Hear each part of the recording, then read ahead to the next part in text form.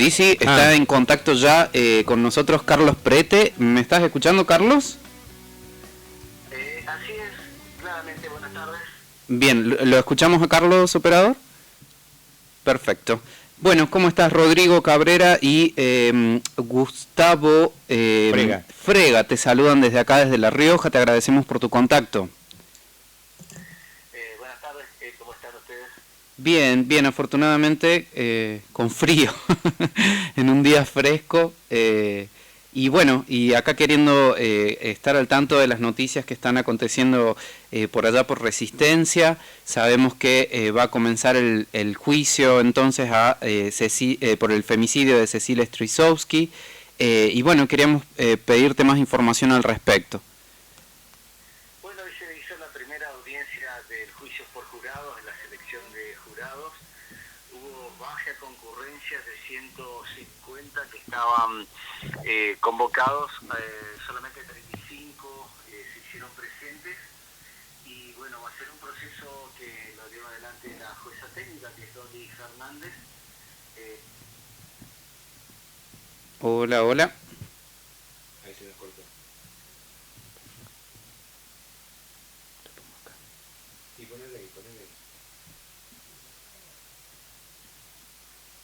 ahí.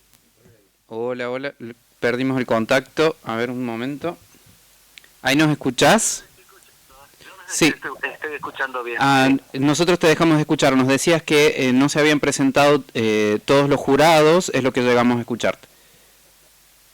Así es, de 150 convocados para la selección, 35, solamente 35 se hicieron presentes, y tuvimos una jornada que amaneció con bastante lluvia. El sábado también tuvimos fuertes lluvias en la provincia, y bueno, es una tarea ardua porque una de las condiciones para ser jurado es que no tenía que haber tomado conocimiento de la misma causa, lo cual hace prácticamente imposible. Claro. Esto ha tomado relevancia a nivel internacional, el caso de Cecilia. Sí. Nosotros, con las coberturas que le dimos en su momento, teníamos convocatorias de todo el país para informarse sobre esto, pero nos escribían de muchos lugares del mundo, nos escribieron mucha gente de España, sí. Se enteraban de esta situación y querían saber, sobre todo organizaciones y bueno, y algunos periodistas también que querían algún tipo de información extra, ¿no? Claro. Y luego las audiencias, bueno, van a estar previstas para el 31 de octubre, el 3, el 4, el 5, el 6, el 7, así hasta llegar al 19 y 20 de noviembre, que finalizarían. Y bueno, durante esta etapa se tienen que hacer todo el periodo de pruebas, alegatos y demás, hasta bueno, llegar a la determinación del jurado, que es el jurado popular, ¿no? Bien. Entonces, sí, es bastante complicado no estar al tanto, me imagino, incluso las personas del Chaco, porque fue un caso que tomó relevancia nacional e internacional, como nos comentabas. Muchas personas queríamos estar al tanto de esta situación. La verdad que es bastante terrible lo que pasó con Cecilia. Ella estuvo desaparecida, bueno, su cuerpo todavía no fue encontrado, pero se asume el crimen por lo que se ha logrado indagar en cuanto a cámaras. Nos contás un poquito sobre eso, ¿no? Sí, en definitiva yo creo que alguno de los imputados se va a quebrar en su momento. Toda la responsabilidad recae hoy, bueno, en las tres principales acusados, la expareja de él, César Sena, sí.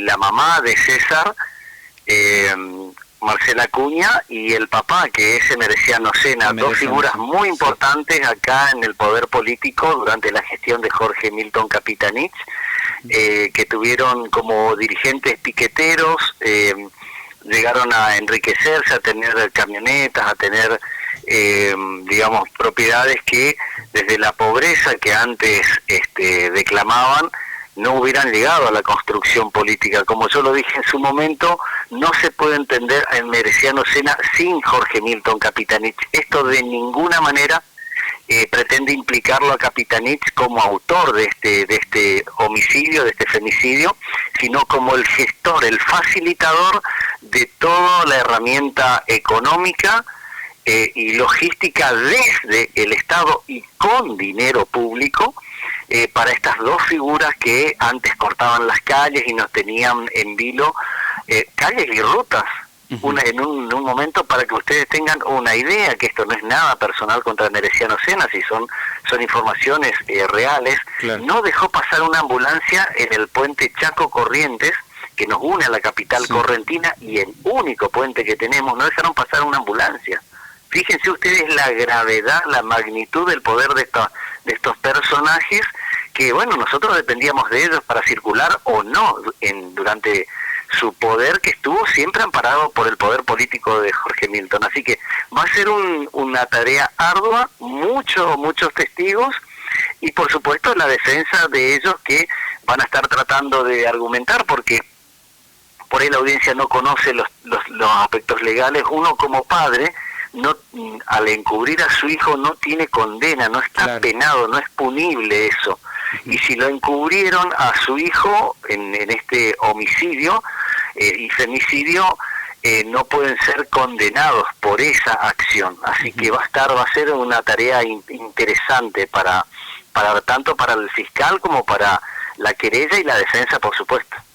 Lo que sí no cabe ninguna duda es, sin embargo, que tuvieron plena participación en los hechos.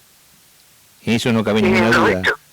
Eso hay muchos indicios, porque, a ver, la primera reacción de Marcela Acuña, la mamá de César Sena, la pareja de Cecilia Strisowski en su momento, fue decir de que esto es toda una acción política y que ella había tomado un avión hacia el sur, y César había dicho que ella se fue con un amante y se escapó y lo abandonó a él, cuando ya había ocurrido todo lo otro. Y en esto yo creo que se va a revelar algo también en el juicio, que Marcela Acuña, la mamá de César, es una homofóbica exponencial, a pesar de ser mujer y de ser de izquierda y de estar a favor de un montón de consignas que ellos tienen.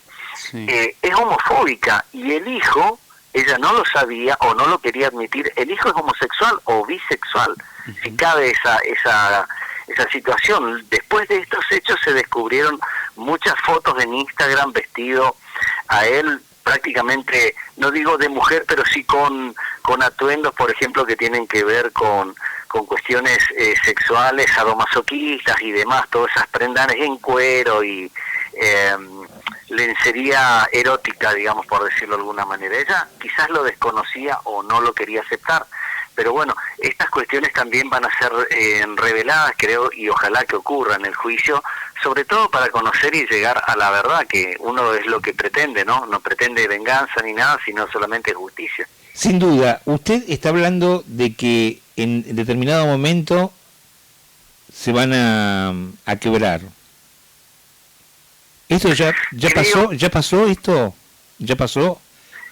Porque no, pero los que son, fíjese usted, el chofer de los Sena, por ejemplo, él puede ir a prisión por esto. Él puede ir a prisión y sin comerla ni beberla, así que no creo que esté dispuesto a ir a la cárcel, y es muy probable que pueda llegar a colaborar. Hasta ahora no hubo arrepentido. Fabiana Cecilia González, Gustavo Obregón, Gustavo Melgarejo y Griselda Lucía Reynoso están detenidos por el delito de encubrimiento agravado. Y esto puede caberles pena de prisión por esta. Así que yo no sé si hasta el momento, y quizás vaya uno a saber, ¿no? Conociendo los patrones que tenía, que pueden tener algún tipo de amenazas si llegaban a cantar, como se dice vulgarmente. Así que son cuestiones que pueden darse o no. Lo que sí es probable, también esa es una especulación que tenemos algunos periodistas con determinadas informaciones, de que Mereciano Sena, que es el papá de César, pueda ser exceptuado de algún tipo de condena en este momento. Es probable Carlos, porque no... Sí, te quería preguntar, estas 4 personas que vos nombraste son todas del entorno de los Sena, ¿no? Son gente que trabajaba para ellos. Del riñón mismo, sí, altamente. Fíjense que en el momento del allanamiento en su casa se llevaron $16.000, pero ya estaban esperando el allanamiento. O sea, imagínense la cantidad de dinero que había en esa casa, además de los pesos que ellos estaban manejando, y sabiendo que de un momento a otro podían ser allanados, porque las informaciones que ellos tenían, Jorge Milton Capitanich era el gobernador, hasta ahora no se pudo demostrar de que o el Mereciano o Marcela Acuña lo llamaron al gobernador para informarle de lo que habían hecho. Nosotros publicamos como un trascendido, porque no teníamos la confirmación, pero sí la información de que el llamado existió de Mereciano a Coqui, diciéndole: la negrita se mandó una cagada. Perdón, pero son los términos que en ese momento. Nosotros los pusimos en potencial porque no teníamos pruebas. Pero bueno, la situación, esto ojalá que pueda llegar a un feliz término, conociéndose solamente la verdad, ¿no? La situación de Capitanich, ¿cómo estaría en este caso? No, Capitanich no tiene nada que ver con el hecho delictivo, eso puede estar usted seguro. Claro, ¿y cómo quedó la situación política, digamos, teniendo en cuenta... La pregunta va a la relación entre Capitanich y Locena desde que se conoce, digamos, esta situación criminal y que toma tanta envergadura, y bueno, y también a la situación de que fue electo senador, ¿no es así?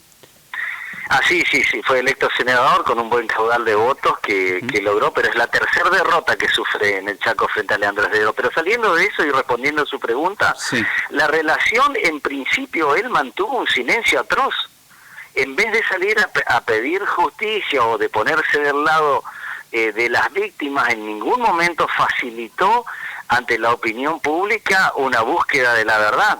Todo el colectivo de los pañuelos verdes acá de Resistencia, que militaron fuertemente en el kirchnerismo y para Capitanich, no fueron capaces de repudiar el hecho de la desaparición hasta el día de hoy. Hasta el día de hoy no salieron fuertemente a condenar esto. O sea, hay un manejo político. Luego de ser derrotado por el Leandro Esdero en las elecciones de gobernador, recién ahí Capitanich salió a meterse un poquito más en el asunto, pero jamás pidió disculpas tampoco, pero dijo que fue una campaña sucia en su contra para involucrarlo y que por eso perdió las elecciones.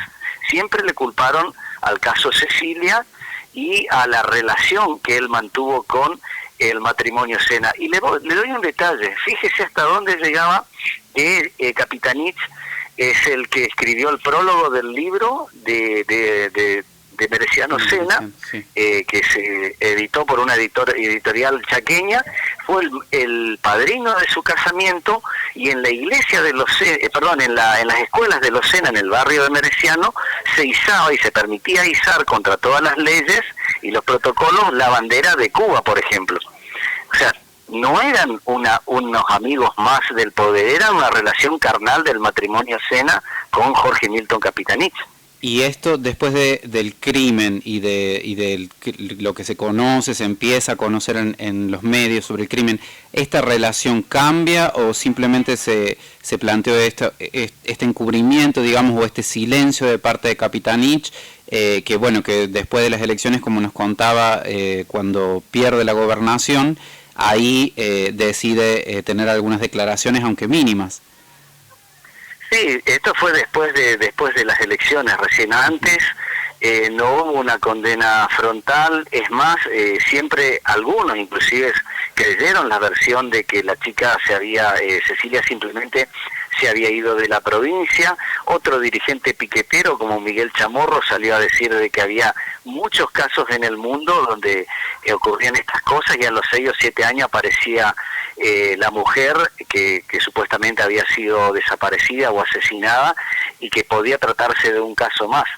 Cuando todos los indicios, ¿por qué mintió César Sena de que habían viajado, ella había tomado un avión a Ushuaia, porque mintieron con los horarios de que los últimos días que lo había visto, cuando ellos se habían visto en la madrugada previa a la desaparición de ella, bueno, y todos esos temas. Hay muchas contradicciones que no van a tener forma de ocultar, y que ahí creo que están las pruebas más principales. Ahora, sí, el autor fue César Sena y tiene la valentía, la hombría de confesar su crimen en pleno juicio, lo va a liberar a sus dos padres de culpa y cargo, porque, como vuelvo a reiterar en esto, no pueden ser acusados y menos condenados de encubrimiento, porque ese delito de un padre encubrir a hijo no está penado en el Código Penal argentino. Bien, escúcheme, a ojo de buen cubero, y yo sé que usted tiene, donde pone el ojo pone la bala, debe ser uno de sus refranes. Digo, ¿cómo ve la cosa? ¿Cómo la está viendo en este momento? Bueno, la justicia del Chaco tiene cosas buenas y cosas malas. Este juzgado, este juicio con un tribunal popular, por ejemplo, es todo un avance. Hay muchas discusiones aquí si puede ser eficiente o no. Le doy un detalle. La jueza que está a cargo, de la cual yo no puedo hablar en este momento mal, digamos, de su labor, es una mujer que fue asesora de diputados peronistas, de un ex vicegobernador, por ejemplo, Juan Carlos Basilea Ivanov, que lo acompañó a Jorge Milton en la fórmula. Cuando él era diputado fue asesor de este ex vicegobernador y diputado. El marido fue funcionario de Lotería Chaqueña del gobierno de Pepo, también del mismo palo político, y llegó en una forma rapidísima, digamos, en tiempo, a ser jueza de Cámara. Acá se acomodan mucho los cargos de jueces por orden político, y hay ciertas cositas de sospecha en esos términos, pero no quiero juzgarla porque no tengo prueba, pero la sospecha está. Ahora, ella no es juzgado, ella no va a condenar, pero sí puede conducir el proceso. En eso solamente, y espero que para la mamá de Cecilia, sobre todo, que ha sufrido mucho esta mujer, ella solamente quiere saber los destinos, porque hasta ahora ella está convencida que su hija fue calcinada en esa noche, que estuvieron más de 8 horas prendiendo fuego en una fogata que no tenía asado ni nada, sino era una fogata para hacer desaparecer cierta prueba. Dentro de ella, el maletín, la valijita que tenía de plástico, que tenía Cecilia. Así que todo indica que la mataron y que su cuerpo fue destruido en una fogata de más de 8 horas. En ningún momento se habla de cerdos, ¿no? ¿Cómo? En ningún momento se habla de cerdos, que se le hayan dado de comer a los cerdos. No. La hipótesis es de que fue cortada en muchos pedazos y fue le prendieron fuego y destruyeron su cuerpo, la cremaron, por hablarlo en un término más honroso y más técnico. Perfecto. Bueno, Carlos, te agradecemos mucho este contacto. Ojalá que se haga justicia en este caso, que es horrendo, la verdad. Y bueno, te pedimos que poderte llamar en otra oportunidad para que nos vayas pasando novedades, por favor. A sus órdenes, que tengan buenas noches. Muchas gracias. Buenas noches. Muy amable, querido. Hasta luego. Bueno, verdaderamente escalofriante el hecho, ¿eh? Sí, un hecho realmente aberrante que mezcla muchas cosas, desde una situación de poder